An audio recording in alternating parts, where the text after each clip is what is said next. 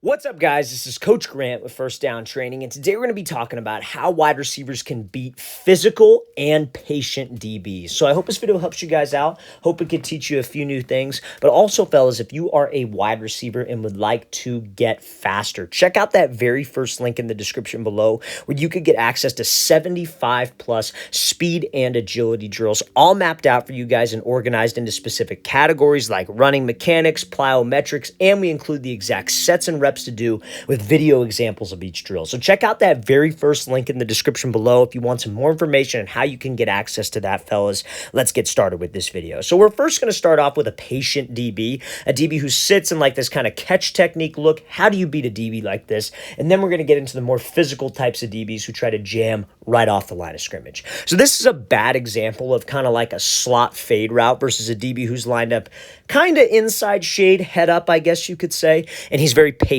So let's watch this full speed and let's watch what happens. So guys, whenever a DB gives us space, we cannot just try to run around him. That is a recipe for disaster. That is the easiest way for a DB to make a good play, squeeze us to the sideline, and not allow us to get separation. So you got to understand, there are two things when it comes down to running your routes that you want to focus on. Number one, the DB's leverage. The DB's leverage tells you everything about what he's trying to do. So let's say this DB's shaded a little bit to the inside, right? So he has inside leverage. That tells you that he's trying to take away the inside.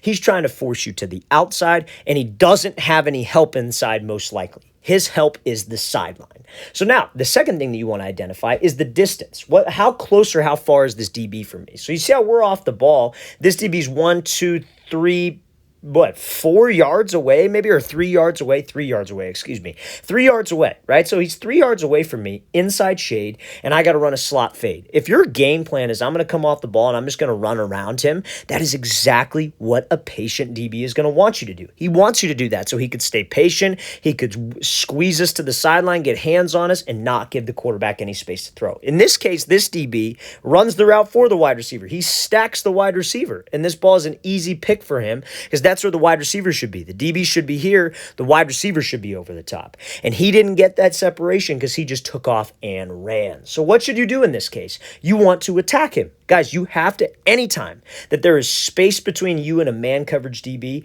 you have to close that space. And by closing the space, I mean off the ball, you need to angle a release at him. You need to try to step on his toes. You need to threaten him to the inside. Make him make a decision. Make him decide what he's going to do. Is he either going to sit there or is he going to keep his leverage to the inside?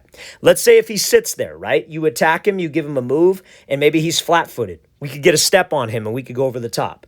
Let's say we attack him and he makes that decision to keep his leverage inside. Okay, great. Now I have more space to go run my route to the outside. But our game plan cannot be, I'm just going to try to run around this dude. That's exactly what he wants, and he is going to squeeze us all the way to his help, which in this case is the sideline. So we have to make sure that we take it to him. We got to close the distance. So what are some releases you could use here? You could do like just a simple crossover where you step, like maybe you take 2 steps at him, then you do a crossover fake.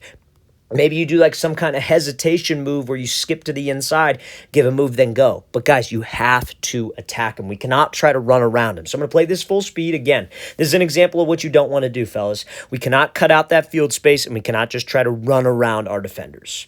So now, this is a great example of a wide receiver versus a patient DB and making this DB make a decision. So he is going to be running a fade route here. And so this DB's lined up like kind of head up, inside shade in a way, and this receiver is going to be doing a slide and go release. Okay, so now, but he doesn't do a slide and go. He slides and puts the brakes on and takes the inside release, because the best way to beat a patient DB is to set traps for him and to make him react, make him make a decision. So let's watch what this wide receiver does here. So he comes out the ball, he slides, and then that DB jumps outside, puts the brakes on, and he takes this inside release. Now, this ball is thrown horribly. This actually ends up being an interception because of how late this ball is and how underthrown this ball is. But this wide receiver was open, guys. Let's make no question about it. That ball's thrown to him right now. That ball's probably a big, big gain if this quarterback can put it out there, because that's open. From a quarterback perspective, we got him stacked. We should be able to hit him with the ball.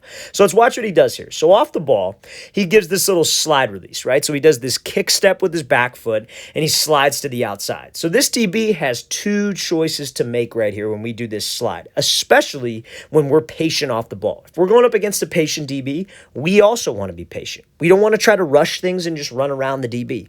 He slides to the outside. This DB jumps to the outside, and he's trying to get hands. Okay, cool. I'm just going to put the brakes on and take the inside release. Take what the DB gives us. That's making him make a decision, because this DB was lined up like kind of inside, head up at the start. So if he's inside or head up, and we slide to the outside and that DB sits there, what do you think he's probably going to do? He's going to slide, DB sits inside, let's just take off and go. We slide, DB jumps to the outside, let's put the brakes on and take the inside release. Nobody said that on this fade route, you have to take an outside release or you must take an inside release. We're reacting. And guys, a receiver who can react is a receiver who can beat a patient DB. When a DB is patient, guys, we have to be patient. Let's close the space with him. Let's set him up. Let's set traps for this guy to make him react. So like, let's say, for example, you came off the ball, and let's say you had to run like a dig. Let's say you had to run a 10 to 12 yard dig, and this DB was sitting like 3 yards away, sitting there nice and patient. You come off the ball, you close space with him.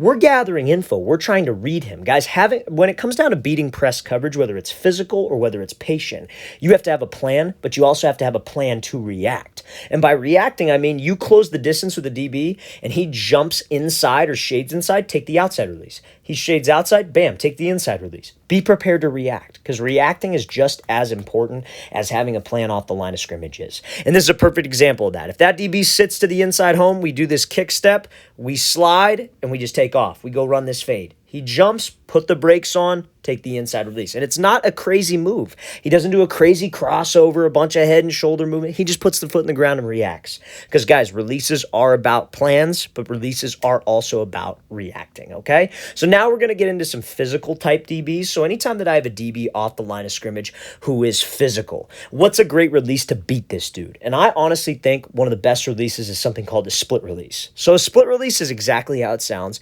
You take your front foot that's up in this. So in this case, this is this wide receiver's right foot. You take your right foot and you move it out, and you take your back foot, this is the receiver's left foot, and you move it up. So you split your feet. Both feet make contact with the ground at the exact same time. You are in a position where your feet are just slightly outside of your shoulders, and you keep a good pad level position in case this DB does, in fact, get hands on us. So let's play this full speed and then we'll break it down. So he does this split, DB tries to jam, we dip the shoulder, and then we're able to create separation over the middle. So let's talk about it, right? So whenever you're going up against a physical guy, mistakes receivers will make is they won't move their feet. They never get to a balanced position. They never even try to make a DB miss in the first place. They just stand straight up with their chest. Their feet don't go anywhere, and that's an easy jam for this DB. So again, when he does this split, you see how low he stays. Guys, you got to understand that a DB has no clue what route we are running. Zero clue. Not a single clue what route we are running. So if we can go forward and we can attack with everything that we do, or try to make him miss depending on the situation, whatever, but we're not afraid of him, we're not going backwards, we're not standing up, that DB really doesn't have a game. If he gets hands on me, who cares? We are in a good pad level position. We came to balance with the split release, which is both feet. When both feet hit the ground, you are in a balanced position. Both cleats are planted in the grass. So if this DB jams, and let's say for whatever reason we have to go outside, we can do that because we're in a balanced position. Let's say he gets a real good pop on me. I'm in a balanced position with my feet, and I'm in a low pad level with my upper half. That's a balanced position. That's a position where I'm not going to get jammed and put on my ass. I'm in a balanced spot, like I said. So a split release is great to use against a physical guy. Now, I know some of you are saying, well, Coach, we've talked about a step back release before on this page. Isn't that a good release to use? You just said that you always want to be going forward. Now, a step back is good. Now, but a step back is something that not every single coach, receiver coach, not every single receiver likes doing. Yeah, if you might be in an offense where you take a step back off the line of scrimmage to create some space between you and a physical DB, and your coach will rip you because he wants you always going forward. So you got to figure it out. You got to be able to do something else. And that split release is great for that scenario. Both cleats hit the grass at the same time. We stay low. We're ready to fight with the hands, and we're ready to get up into this route.